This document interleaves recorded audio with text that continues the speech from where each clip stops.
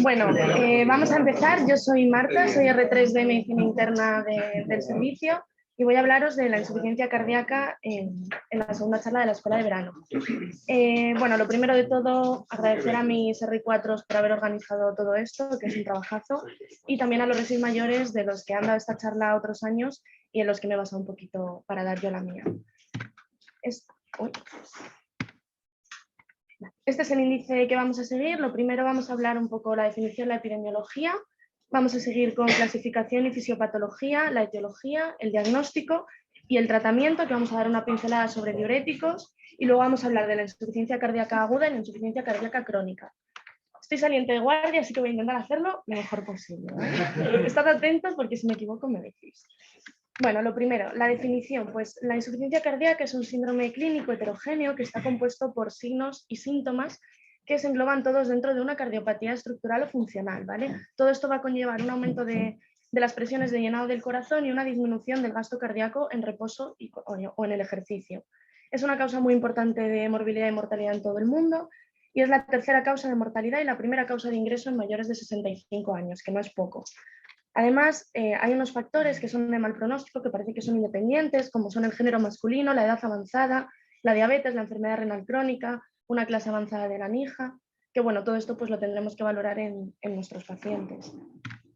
Este estudio, el estudio PRICE, es un estudio que se hizo aquí en España. Se cogieron 1.700 pacientes más o menos y se vio que la prevalencia de insuficiencia cardíaca en España era del 6,8%, en general en todos los grupos de edades estudiados, y alcanzaba el 16% en personas mayores de 75 años, sin haber diferencias de la prevalencia entre los sexos. Según el estudio Framingham, la mortalidad de los 5 años es del 62% en los hombres y del 42% en las mujeres, está bastante alta. Con respecto a la fisiopatología, pues bueno, lo que vamos a tener es un estado de hipovolemia efectiva que nos va a activar unos mecanismos reguladores y que nos va a llevar a un aumento del volumen extravascular y un estado de congestión. ¿Cuáles son estos mecanismos reguladores? Bueno, se basan sobre todo en activación neurohormonal del sistema nervioso simpático y del sistema renina-angiotensina-aldosterona. Todo esto nos va a llevar a un aumento de la frecuencia cardíaca, de la presión arterial, de la contractilidad cardíaca, cuyo objetivo tiene pues, aumentar la precarga y mantener el gasto cardíaco. ¿Qué pasa cuando estos mecanismos se mantienen con el tiempo? Pues bueno, que todo este aumento, toda esta vasoconstricción nos va a llevar a un estado de congestión, ¿vale? de retención excesiva de agua y de sodio. Todo esto va a favorecer al final pues que tengamos un daño miocárdico, una toxicidad, unas alteraciones iónicas y de la creatinina, y también remodelado cardíaco, renal y de los vasos sanguíneos, ¿vale? Existen unas hormonas contrarreguladoras de estos sistemas neurohormonales, que son los péptidos natriuréticos, que hablaremos más tarde de ellos, las prostaglandinas, las prostaciclinas, el óxido nítrico. Lo que van a hacer es producir una vasodilatación de la circulación sistémica y pulmonar, favoreciendo la excreción de agua y de sodio y intentando pues, contraponerse a esta activación de estos sistemas. Se ha clasificado siempre la insuficiencia cardíaca en FEBI preservada y FEBI reducida. Esto es así porque se ha visto que los pacientes con FEBI de menos del 40% hay unos tratamientos que son muy beneficiosos y que disminuyen la mortalidad. Sin embargo, en las últimas guías ya se habla de la insuficiencia cardíaca con FEBI levemente deprimida entre el 41 y el 49%. Parece que el mecanismo de este grupo de pacientes se parece más a aquellos que tienen FEBI reducida y que por tanto podrían beneficiarse de las terapias similares a estos pacientes. Lo que tenemos que tener en cuenta con esta clasificación es que es dinámica. Un paciente puede pasar de un grupo a otro con el paso del tiempo, recuperar FEBI o ir perdiéndola, o que haya una causa aguda que haga que cambie su clasificación. Con respecto a la etiología, bueno, hay muchísimas causas de insuficiencia cardíaca y podríamos estar años estudiándolas, pero bueno, voy a hablar de las principales. La isquémica, que es el paradigma de la FEBI reducida, un infarto, angina, equivalentes anginosos, o la hipertensiva, que por el contrario es el ejemplo de la FEBI preservada y es lo que más vemos en nuestros pacientes de interna. Valvulopatías, arritmias, miocardiopatías, cardiopatías congénitas, infecciones, el Chagas, el Lyme, el VIH, farmacológico, la infiltrativa o enfermedades por depósito. Bueno, esto es una lista muy larga, yo me quedaría con las dos primeras, las valvulopatías y las arritmias, que es lo que más vemos. Para el diagnóstico, bueno, tenemos unos síntomas y unos signos compatibles que se deben asociar con una evidencia objetiva de disfunción cardíaca. Lo más importante para el diagnóstico de la insuficiencia cardíaca y en general de todas las enfermedades que vemos es la historia clínica, hacer una historia clínica completa, los factores de riesgo cardiovascular, historia de vasculopatía, las comorbilidades del paciente, si ha tenido descompensaciones previas, si tiene ecocardios previos y los síntomas. Aquí os dejo síntomas y signos de la insuficiencia cardíaca, los síntomas más típicos, disnea, ortopnea, disnea paroxística nocturna, menos típicos que también nos cuentan los pacientes, la vendopnea, las palpitaciones, sibilancias, tos nocturna, nicturia. Y los signos que más específicos pues son un aumento de la presión venosa yugular, un reflujo hepatoyugular, y menos específicos, pero que también sí que con unos síntomas compatibles pues nos orientan a insuficiencia cardíaca, que es el aumento de peso, el edema de los miembros inferiores, los crepitantes, el derrame pleural, la taquipnea. Con respecto a las pruebas complementarias, pues haremos un electrocardiograma que es muy poco específico, pero muy sensible. O sea, si tenemos un electro normal, nos hace poco probable el diagnóstico de insuficiencia cardíaca, pero no va a tener ninguna alteración que nos diga, pues esto es una insuficiencia cardíaca. Una analítica básica con urea, creatinina, electrolitos, hemograma, función hepática y tiroidea. Una radiografía de tórax. Podemos ver muchos hallazgos, cardiomegalia, líneas B, redistribución vascular, pinzamiento de los senos, pero saber que en un 20% de los casos puede ser normal. Y un ecocardiograma que lo tenemos que hacer siempre en casos de insuficiencia cardíaca de novo, porque nos va a permitir estimar la FEBI y, por tanto, orientar un poquito el tratamiento.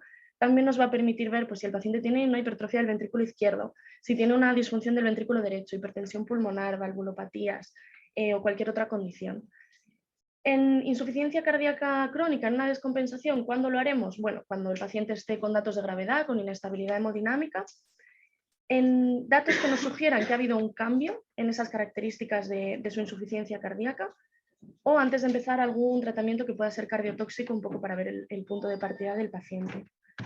Os dejo aquí en estas pruebas de imagen, aquí os dejo una radiografía donde vemos pues eso, cardiomegalia, un poquito de redistribución, algo de pinzamiento de los senos, una ecografía de la vena cava inferior que nos va a permitir estimar la congestión intravascular. Si es más de 21 milímetros y no colapsa con la inspiración, pues hablamos de congestión. Y la ecografía pulmonar que también nos ayuda para ver el patrón intersticial. 3 o más líneas B, que son estas líneas verticales, en al menos 2 zonas por hemitórax, explorando 6, 8 zonas en total, nos orienta a que tenemos un patrón de ocupación intersticial, que no tiene por qué ser insuficiencia cardíaca, pero bueno, si es homogéneo, si es bilateral, si la línea pleural no tiene alteraciones, pues sí que nos va a orientar junto con los síntomas y signos a que esto pueda ser una insuficiencia cardíaca. Os dejo aquí esta diapositiva para hablar también de los biomarcadores que utilizamos en el diagnóstico. Como marcador de congestión tisular se utiliza el CA125. Este es un marcador, es una glicoproteína que se sintetiza por células que están en la pleura, en el pericardio y en el peritoneo. No se sabe muy bien cuál es el mecanismo fisiopatológico por el que se eleva, pero sí que se ha visto que se eleva en estados de sobrecarga hídrica, como la insuficiencia cardíaca. Parece ser que se pueden activar células mesoteliales con este aumento de la presión hidrostática, pero bueno, no queda muy claro. Lo que sí que parece que podría ser útil para guiar el tratamiento diurético. Y por otro lado, biomarcador de congestión intravascular, que ya lo hemos mencionado antes, el NT-proBNP, los péptidos natriuréticos, que se producen, o sea, se liberan por la distensión de las cavidades cardíacas, por un aumento de las presiones, y lo que favorecen es la natriuresis. Son muy sensibles, tienen un alto valor predictivo negativo, esto quiere decir que si son negativos nos va a descartar fácilmente el diagnóstico, pero son muy poco específicos, ¿vale? Siempre hay que comparar con valores previos y buscar otras causas que puedan elevarlo. Causas cardíacas y causas no cardíacas, incluida la edad avanzada, ¿vale? Puede ser normal estar disminuido en pacientes obesos porque parece ser que los adipocitos pues, los sintetizan menos y el punto de corte se reduce a la mitad. ¿Se utilizan entonces para el diagnóstico? ¿Lo pedimos nosotros? Bueno, pues sí, parece que son útiles para el diagnóstico, pero también para el pronóstico. Una disminución de un 30% del valor del BNP en un paciente cuando llega y cuando se va indica mejor pronóstico. Y en pacientes que tienen valores más elevados se ha visto un aumento de la mortalidad a los 6 meses. ¿Vale? Os dejo aquí el algoritmo que están en las guías, pues un poquito la sospecha, el BNP, hacer un ecocardiograma, si vemos alguna alteración estructural, pues estimar la FEBI y con eso guiar un poquito el tratamiento, ¿vale? Vamos a empezar a hablar eso, del tratamiento, y he dicho que iba a dar unas pinceladas de diuréticos porque es el tratamiento fundamental de la insuficiencia cardíaca, especialmente los diuréticos de ASA. Para entender cómo funcionan los diuréticos de ASA, vamos a explicar un poquito el funcionamiento de la ASA de Henle, aunque es un poquito lioso, pero bueno, voy a intentar que se me entienda. La flecha sí que se me va. Vale. Bueno, el ASA de Henle tiene dos porciones, la porción descendente y la porción ascendente. La porción descendente es muy permeable al agua, ¿vale? Esto quiere decir que de la luz tubular se va a salir mucha agua al intersticio. Y según vamos bajando, vamos descendiendo, las concentraciones de sodio que va a haber aquí abajo van a ser mayores, va a ser un medio hipertónico. En la porción ascendente es impermeable al agua. Esto quiere decir que este medio hipertónico, al ser impermeable al agua, no va a salir el agua de vuelta, sino que se va a activar un transportador, que es el sodio-potasio 2-cloro, que lo que va a favorecer es de este sodio que está en la luz tubular reabsorberse dentro de la célula. Como hay mucha concentración de sodio, pues se reabsorbe mucho sodio.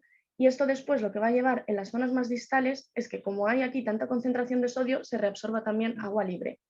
Entonces, este transportador lo que hace es que reabsorbamos agua y sodio. ¿Qué pasa en este ASA cuando tenemos un estado de insuficiencia cardíaca? Bueno, que como están activados muchos ejes que favorecen la reabsorción de agua y sodio, también se va a favorecer esta reabsorción en el túbulo proximal. Entonces, el volumen que va a llegar al ASA va a ser menor. Como va a ser menor, se va a atender más a esa reabsorción porque tenemos menos volumen. Entonces se va a aumentar más la actividad de este transportador del sodio-potasio 2-cloro y se va a favorecer la reabsorción de sodio y de agua. Además, el estado de congestión va a llevar a una hipoperfusión renal que va a reducir el lavado de solutos en la médula. Y esto luego, pues, por unos mecanismos, va a disminuir la excreción de agua libre en el túbulo colector. ¿Dudas? Es que esto era un poco complicado, pero bueno. Básicamente que este transportador lo que nos hace es reabsorber agua y sodio y va a ser la diana de la furosemida. La furosemida va a inhibir el transportador sodio-potasio 2-cloro y va a favorecer que no se reabsorba ni agua, o sea, que no se reabsorba sodio y que por lo tanto no se reabsorba agua. ¿Qué tenemos que saber de los diuréticos de ASA? Sí, importantes antes de utilizarlos. Lo primero, la absorción gastrointestinal y la biodisponibilidad oral. Son fármacos que en general se absorben bien, se absorben rápido a los 30-60 minutos, pero la furosemida tiene una biodisponibilidad oral un poquito errática, del 10 al 100%. Al principio se pensaba que podía ser pues, por estado de edema intestinal, de congestión venosa, pero parece que tiene más que ver el vaciamiento gástrico con este proceso. La torasemida, sin embargo, sí que tiene una biodisponibilidad muchísimo más estable, más del 80%, y bioequivalencia entre ambas, pues 40 miligramos de furosemida equivaldrían a 20 de torasemida, más o menos para hacernos una idea, que la torasemida no la solemos utilizar mucho. Con respecto a la vida media y a la retención de sodio, pues diurético. En general, el efecto natriurético de la furosemida a las 3-6 horas empieza a disminuir, y lo que hace la nefrona al haber estado eliminando tanto sodio, pues es como un efecto rebote, empezar a reabsorber mucho sodio cuando empieza a disminuir el efecto. Entonces, ¿cómo podemos solventar esto? Pues consiguiendo concentraciones más estables, que cuando empieza a disminuir el efecto natriurético demos una nueva dosis que evite la retención de sodio. Entonces, siempre evitar administraciones muy largas en el tiempo, ¿no? Más o menos, al menos cada 12 horas intentar dar la furosemida para evitar este efecto. Y por último, el umbral natriurético. Para que haga efecto la furosemida tiene que superar un umbral. Es efectiva una vez superamos este umbral, si no, no, es como una escalera. En sanos, pues 20 miligramos de furosemida suelen ser suficientes para conseguir esta natriuresis, pero en pacientes con insuficiencia cardíaca y si encima tienen insuficiencia renal, esta curva va a disminuir y se va a desplazar hacia la derecha, ¿vale? Y por tanto tendremos que aumentar las dosis para superar este umbral. Más o menos para que os hagáis una idea así un poco fácil, 1 de creatinina, una ampolla de furosemida, 2 de creatinina, 2 ampollas de furosemida, más o menos, y ajustando un poco al paciente, pero para facilitarlo un poco.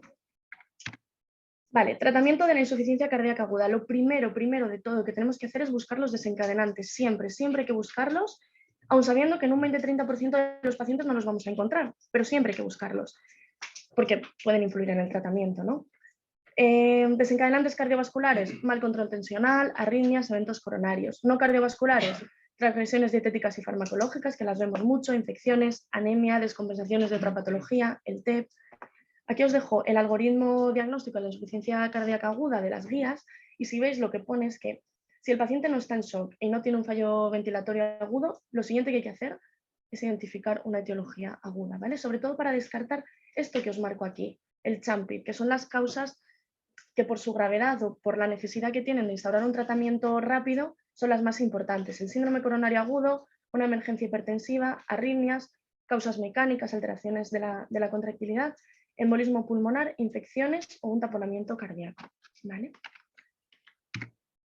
Los fenotipos de la insuficiencia cardíaca aguda. Bueno, pues en las guías nos dividen en estos 4 fenotipos, que son la descompensación aguda de la insuficiencia cardíaca, el edema agudo de pulmón, la insuficiencia aislada del ventrículo derecho y el shock cardiogénico, que es lo que antes se conocía como paciente húmedo y frío, seco y caliente. Bueno, todo esto. Nosotros en general vamos a ver estos dos, la descompensación aguda de la IC y el edema agudo de pulmón. Diferencia entre ambos: la descompensación aguda va a ser de instauración gradual en días, mientras que el edema agudo de pulmón se va a instaurar en cuestión de horas, ¿vale? Y el paciente se nos va a poner muy malito. Dicho esto, ¿cómo tratamos una descompensación aguda de insuficiencia cardíaca, un edema agudo de pulmón? ¿Alguien? ¿Iván? Por ejemplo, ¿qué es lo que sabes del MIR? ¿Qué te han explicado? ¿Cómo se trata un edema agudo de pulmón?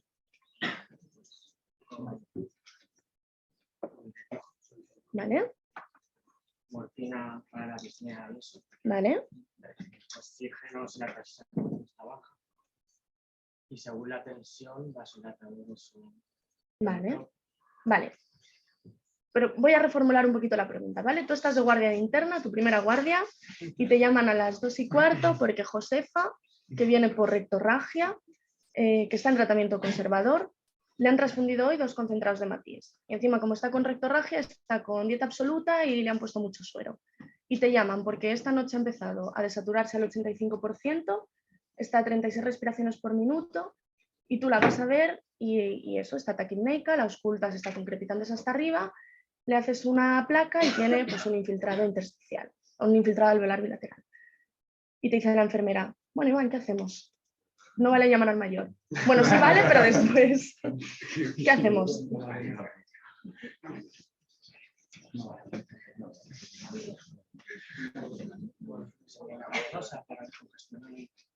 ¿Vale?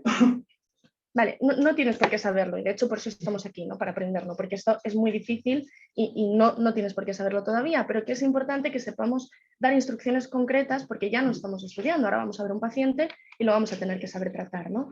Entonces, vamos a ir por partes. Primero, oxígeno, lo vamos a poner no siempre, solo si un paciente está hipoxémico con una saturación de menos del 90%, una PO2 de menos de 60. La ventilación mecánica no invasiva lo haremos en un edema agudo de pulmón que sea hipertensivo. ¿Por qué hipertensivo? Bueno, porque la ventilación mecánica no invasiva, la CPAP, te va a producir un aumento de la presión intratorácica. Esto va a hacer que se disminuya la precarga y que baje el retorno venoso y por tanto pueda disminuir la tensión arterial. Y de hecho no nos van a ventilar un paciente que está hipertenso. El fluoro mórfico, bueno, en general no se recomienda su uso rutinario porque se ha visto que hay mayor mortalidad y mayor necesidad de intubación orotraqueal en estos pacientes. Pero si un paciente está muy disneico, pues sí que lo solemos utilizar, la verdad, porque tampoco le vamos a dejar pasando una agonía al paciente. Con respecto a los vasodilatadores, pues un poco parecido a lo de la ventilación mecánica: disminuyen el retorno venoso, disminuyen la poscarga y disminuyen la congestión. No se puede utilizar si la tensión arterial sistólica es menos de 90 y hay que tener cuidado en la hipertrofia del ventrículo izquierdo severa y la estenosis aórtica severa, porque son pacientes que toleran muy mal esta bajada de los volúmenes. Lo que más utilizamos es la nitro, que os dejo aquí cómo se carga, pero bueno, que en general pues esto no lo vamos a tener que utilizar. Se va aumentando el ritmo según responda el paciente, ¿vale? El ritmo de la bomba. Y los inotrópicos de elección en el shock cardiogénico es la dobutamina, que en general nosotros no lo usamos. Se utiliza para shock cardiogénico y se utiliza en la UCI o en plantas específicas con telemetría. Y con respecto a los diuréticos, que ya hemos dicho que es el paradigma del tratamiento. ¿Cómo se pone la furosemida en estos pacientes? Pues tenemos que iniciar una dosis intravenosa que sea más o menos 2,5 veces la dosis oral que toma el paciente en casa. Si el paciente no toma un tratamiento previo y tiene buena función renal, con 1 o 2 ampollas de furosemida debería responder, ¿vale? ¿Cómo medimos que el paciente está respondiendo? Bueno, a las 2-6 horas con el sodio en orina. Si el sodio está alto significa que la natriuresis está siendo eficaz, o que tenga un buen ritmo de diuresis de 100-150 mililitros hora a las 6 horas. ¿Qué pasa si hacemos todo esto? Si le hemos puesto al paciente 5 ampollas de furo y no responde. Bueno, pues podemos hacer varias opciones. La doble terapia diurética, que es lo que más utilizamos. Si el filtrado es mayor de 30 y el sodio está normal, podemos utilizar las tiacidas, la clortalidona 50 miligramos, y veremos la respuesta en 1 a 2 horas más o menos. O ahorradores de potasio si el paciente tiene el potasio normal, si no tiene insuficiencia renal, la espironolactona, que aquí sí que tarda un poquito más en hacer efecto, veremos el efecto en 48-72 horas. Si el paciente tiene alcalosis metabólica, que además es un efecto secundario muy frecuente de los diuréticos de ASA, pues podemos utilizar la acetazolamida, que actúa en el túbulo proximal, lo que hace es eliminar bicarbonato y un poco puede corregir esta alcalosis, ¿vale? Si todo esto no funciona, ya como otra opción que tenemos en pacientes que están hiponatrémicos es utilizar el suero salino hipertónico. Parece que expande un poquito el volumen y que puede ayudar a favorecer la diuresis. Se utilizan 150 mililitros de hipertónico a pasar en 30 minutos cada 12 horas y se deben utilizar con la dosis de furosemida IV que nosotros hayamos considerado para el paciente. En general, ya te digo, 5 o 6 ampollas. Os dejo aquí cómo se pone en función de la anatremia del paciente, que habrá que concentrarlo un poquito más. Y bueno, si el paciente con todo esto no responde, si sigue en edema agudo de pulmón, pues igual hay que valorar pues, otras terapias de ultrafiltración o ingresar en unidades específicas para tratamiento. Os dejo aquí el algoritmo de tratamiento, pues un poco lo que hemos hablado, ¿no? Valorar la respuesta con la natriuresis y con el ritmo de diuresis, repetir y si vemos que no, pues utilizar el tratamiento diurético combinado, ¿vale? Con respecto a la insuficiencia cardíaca crónica, nada, unas pinceladas. En la fracción de eyección del ventrículo izquierdo reducida se ha cambiado un poco todo el tratamiento con las últimas guías. Ahora se deben utilizar estos 4 fármacos, los IECAS o el sacubitril valsartán, vamos, los beta bloqueantes, los inhibidores de la renina y los ISGLT2, ¿vale? El objetivo es utilizar los 4 fármacos a las dosis máximas toleradas, pero es verdad que son fármacos que se toleran regular, que producen mucha hipotensión y que a veces el paciente pues, no los tolera. Entonces, ¿qué iniciamos nosotros? Pues principalmente los beta bloqueantes y los ARNI o los IECA. Y después se pueden ir añadiendo la espironolactona y finalmente los ISGLT2. Consideraciones a tener en cuenta así un poco rápido, que los inhibidores del sistema renina-angiotensina-aldosterona se deben iniciar en el paciente estable, pero son más beneficiosos cuando está un poquito congestivo. Que los beta-bloqueantes no se deben iniciar si el paciente está muy descompensado, con una descompensación importante. Que en los inhibidores del sistema renina-angiotensina-aldosterona hay que vigilar la insuficiencia renal y la hiperpotasemia. Y que los ISGLT2 tienen efecto beneficioso independientemente de si eres diabético o no, y que además tiene un efecto diurético que es sinérgico con el de la furosemida, ¿vale? En la FEBI levemente reducida y preservada, bueno, pues hay muy poco. Lo que hemos hablado un poquito antes de la levemente reducida, que son pacientes que sí que parece que se pueden beneficiar de los tratamientos de la FEBI reducida, porque parece que, bueno, pues que son más pacientes con FEBI reducida que se ha ido recuperando. Os dejo aquí estos estudios con ISGLT2, el Emperor, que es con la empagliflozina, que bueno, aquí el outcome primario, que era las hospitalizaciones y la muerte de causa cardiovascular, sí que salió significativo, pero en el análisis por subgrupos nos vamos aquí que en aquellos con FEBI de más del 60% pues no es estadísticamente significativo. Y en el DELIVER, que es el de la DAPA, en este sí que el outcome primario fue estadísticamente significativo para FEBI preservada. En general, hay muy pocos estudios, casi todos con ISGLT2, y que por ahora pues no hay nada establecido y el tratamiento en general es el de las comorbilidades. Y ya está. Muchas gracias a todos por ver.